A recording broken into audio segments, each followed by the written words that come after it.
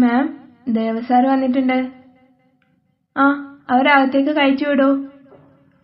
ഇഷ, നീ അതിനുള്ളിലേക്ക് വരണ്ട.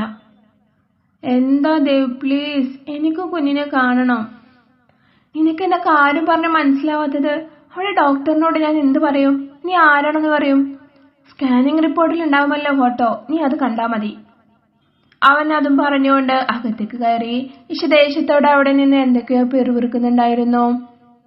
ബെഡിൽ കിടന്നുകൊണ്ട് അവൻ വാതിൽ തുറന്നു വരുന്നത് കണ്ടതും ചാരുവിന്റെ മുഖത്ത് പുഞ്ചിരി വിടർന്നു. കുഞ്ഞിനെ ആദ്യമായിട്ട് കാണുമ്പോ അവൾ കൂടെ വേണമെന്ന് ആഗ്രഹിച്ചിരുന്നവൻ അതിനായി എത്തിയല്ലേ എന്നോർത്തപ്പോ ചാരുവിന് അവനോടുണ്ടായിരുന്ന ദേഷ്യമെല്ലാം അലിഞ്ഞില്ലാതായി. അവൻ അവളെ നോക്കി പതിയെ സോറി പറഞ്ഞു. ആഹാ, അച്ഛൻ കറക്റ്റ് സമയത്ത് തന്നെ എത്തിയല്ലോ. വാ, ഭാര്യയുടെ അടുത്തിരിക്ക്. സൗമ്യ ഡോക്ടർ അതും പറഞ്ഞ് ചാരുവിന്റെ വയറിന്റെ മുകളിൽ ജെൽ പുരട്ടി അൾട്രാസൗണ്ട് സ്കാനർ വെച്ചു. ആദ്യമായി അവളുടെ കുഞ്ഞിന്റെ ഹൃദയമിടിപ്പ് അവളുടെ കാതുകളിൽ പതിഞ്ഞു. ചാരുവിന്റെ ഹൃദയത്തിൽ 1000 പനിനീർ പൂക്കൾ വിടർന്നു. അവളുടെ കണ്ണുകൾ നിറഞ്ഞു. തന്റെ അടുത്തിരിക്കുന്ന ദേവിന്റെ കൈകൾ അവൾ മുറുക്കെ പിടിച്ചു. അവനും അതിന്റെ 2 കൈകൾ കൊണ്ടും അവളെ ചേർത്ത് പിടിച്ചു. See, it's your baby. അവർ സ്ക്രീനിൽ അവർക്ക് നേരെ കാണിച്ചതും അവർ രണ്ടുപേരും ഒരുമിച്ച് അതിലേക്ക് നോക്കി. ആ ചെറിയ സ്ക്രീനിൽ ആദ്യമായി അവളുടെ ഉള്ളിൽ കിടക്കുന്ന കുഞ്ഞിന്റെ രൂപം തെളിഞ്ഞപ്പോ അവൾ ഇന്നേവരെ അനുഭവിക്കാത്തൊരു തരം വികാരം അവളുടെ ഹൃദയത്തിൽ വന്നു നിറഞ്ഞു. ഇതുവരെ സ്വപ്നങ്ങളിലും പ്രതീക്ഷകളിലും മാത്രമുണ്ടായിരുന്ന തന്റെ കുഞ്ഞ് ഇപ്പോഴിതാ കൺമുന്നിൽ പ്രത്യക്ഷപ്പെട്ടിരിക്കുന്നു. തന്റെ ഉള്ളിൽ ഒരു ജീവൻ വളരുന്നുണ്ടെന്ന തിരിച്ചറിവ് അവളുടെ ഹൃദയം കൂടുതൽ മൃദുലമാക്കി. ഇതുവരെ കേട്ടിരുന്ന അച്ഛൻ എന്ന വാക്ക് ആ സ്ക്രീൻ കണ്ടതോടെ അവന് പെട്ടെന്ന് അതൊരു ഉത്തരവാദിത്വവും അനുഗ്രഹവുമായി മാറുന്ന പോലെ തോന്നി. കണ്ണിമ വെട്ടാതെ അവർ രണ്ടുപേരും അതിലേക്ക് തന്നെ നോക്കിക്കൊണ്ട് നിന്നു. മതി മതി, എഴുന്നേറ്റോളൂ സാരംഗി, കണ്ടു മതിയായില്ലേ രണ്ടുപേർക്കും? ഇതങ്ങനെ കണ്ണിന് മതിയാവുന്ന കാഴ്ചയല്ലല്ലോ ഡോക്ടർ. ചാരു പാതിയെ ദേവിന്റെ കൈകൾ പിടിച്ച് കട്ടിലിൽ നിന്നും എഴുന്നേറ്റു. അവൻ അപ്പോഴും സ്ക്രീനിൽ കണ്ട കുഞ്ഞു തുടിപ്പിൽ കുടുങ്ങിക്കിടക്കുകയായിരുന്നു. മറ്റൊരു ജീവനെ ഉള്ളിൽ കൊണ്ട് നടക്കുന്ന അവളോട് അവന് വല്ലാത്തൊരു ബഹുമാനം തോന്നി. അവൾ കട്ടിലിൽ നിന്നും എഴുന്നേറ്റതും ദേവ് അവളെ ചേർത്ത് പിടിച്ച് നെറ്റിയിൽ ഒരു നേർത്ത ചുംബനം നൽകി. എവിടേക്കാ പോയിരുന്നേ? അവന്റെ മാറിൽ നിന്ന് മുഖമുയർത്തി അവൾ ചോദിച്ചു. അത് പിന്നെ ഞാൻ. Sarangi, Dev, please come out. Soumya doctor റൂമിലെത്തിയിട്ടും അവരെ പുറത്തേക്ക് കാണാതിരുന്നപ്പോ അവർ വിളിച്ചു പറഞ്ഞു. പിന്നെ ഒന്നും സംസാരിക്കാൻ നിൽക്കാതെ അവർ രണ്ടുപേരും പുറത്തേക്ക് വന്നു. അപ്പോഴാണ് അവിടെ ചെയറിലിരിക്കുന്ന ഇഷയെ ചാരു കാണുന്നത്. അതോടെ ചേർത്ത് പിടിച്ചിരുന്ന ദേവിന്റെ കൈകൾ അവൾ വിട്ടു. ചാരുവിന്റെ മുഖം മാറി. ദേഷ്യവും സങ്കടവും എല്ലാം അവളുടെ ഞരമ്പുകൾക്കിടയിലൂടെ ഇരച്ചു കയറി. Come sit. ഇത് ദേവ് സാറിന്റെ ഫ്രണ്ടാണല്ലേ? ഞങ്ങൾ പരിചയപ്പെട്ടു കേട്ടോ. അവർ രണ്ടുപേരും മുന്നിലുള്ള ചെയറിലിരുന്നു. എന്താണ് സാരംഗി, എന്തു പറ്റി? മുഖമൊക്കെ ആകെ വിളറി വെളുത്തിരിക്കുന്നല്ലോ. Anything problem? പെയിൻ എന്തെങ്കിലും ഉണ്ടോ? ഇല്ല ഡോക്ടർ, ചെറിയൊരു തളർച്ച, വേറെ കുഴപ്പമൊന്നുമില്ല, അവൾ പറഞ്ഞൊപ്പിച്ചു. Okay, well, baby completely okay ആണ്. ഹാർട്ട് ബീറ്റ് എല്ലാം നോർമലാണ്. ഇതാ സ്കാനിങ് റിപ്പോർട്ട്. അവർ അത് നീട്ടിയതും ചാരു വേഗം തന്നെ അത് വാങ്ങി. തുറന്നു നോക്കി. കുഞ്ഞിന്റെ ചിത്രമുള്ള ഷീറ്റ് എടുത്ത് അവൾ അതിലേക്ക് തന്നെ നോക്കിക്കൊണ്ട് നിന്നു. Let me see that. Isha തുള്ളിച്ചാടി വന്നുകൊണ്ട് അത് അവളുടെ കയ്യിൽ നിന്നും വാങ്ങി.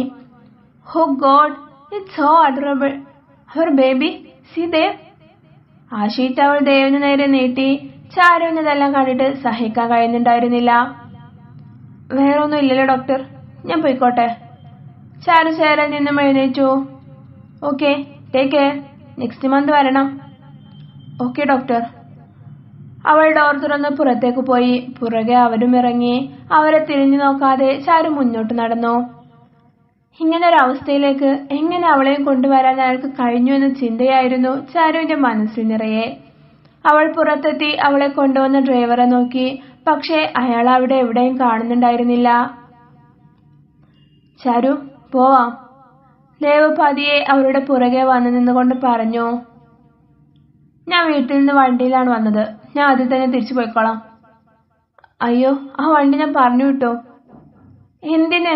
നിങ്ങൾക്ക് എന്നെ വേദനിപ്പിച്ച് മതിയായിട്ടില്ലേ? ചാരു, അത് ഞാൻ പോകുമ്പോൾ നമുക്ക് ഒരുമിച്ച് പോവാന്ന് കരുതി. നിങ്ങളുടെ കാമുകിയും പോകുന്നതിന്റെ ഇടയിലേക്ക് ഞാൻ വന്നാ അത് നിങ്ങൾക്കൊരു ബുദ്ധിമുട്ടാവും. അത് വേണ്ട, ഞാൻ വേറെ വണ്ടി വിളിച്ചു പോയിക്കോളാം. ഹേയ്, നീ ഇതെന്തൊക്കെയായി പറയുന്നേ? ഈ അവസ്ഥയിൽ നീ വേറെ ഏത് വണ്ടി വിളിച്ചു പോവന്നാ? ഓ, എന്റെ അവസ്ഥയെ കുറിച്ച് നിങ്ങൾക്ക് ബോധമുണ്ടല്ലോ അല്ലേ? ദേ, ഇവളെയും കൂട്ടി എന്റെ കൺമുന്നിൽ നിന്ന് പോയിക്കോ നിങ്ങള്. വെറുതെ ഞാൻ ടെൻഷൻ അടിച്ച് പ്രഷർ കൂട്ടി എന്റെ കുഞ്ഞിന് എന്തെങ്കിലും സംഭവിക്കും.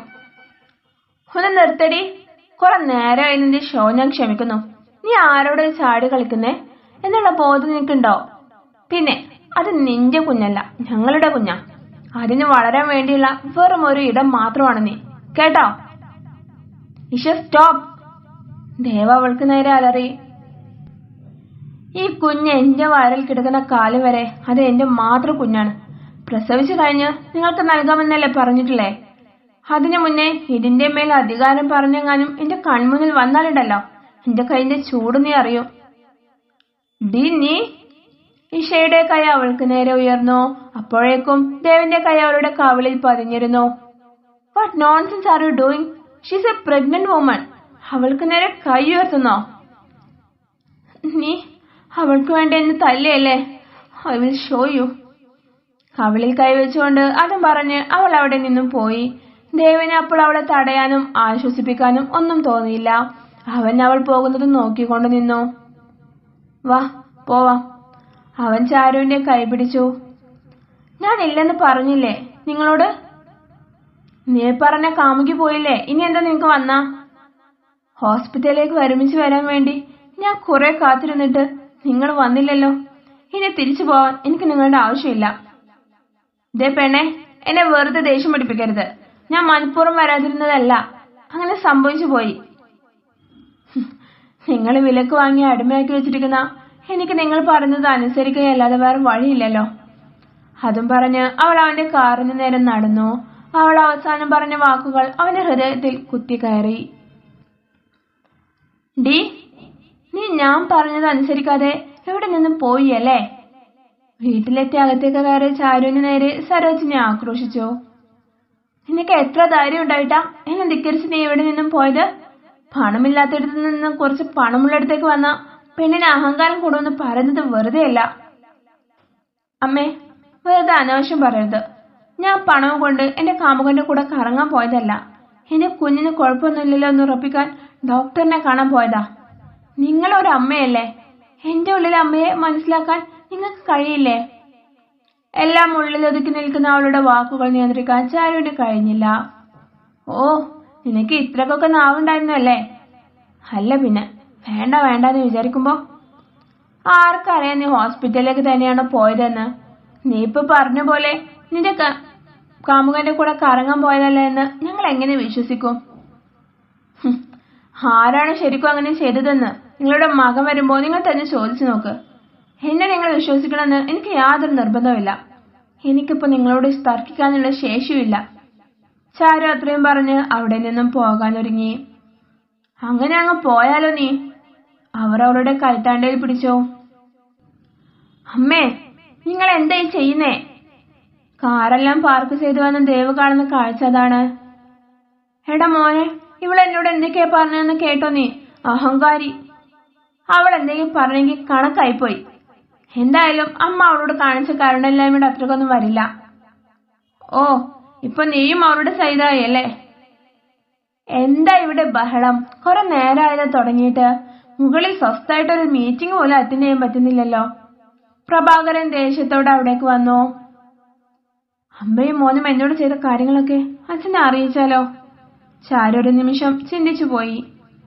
തുടരും.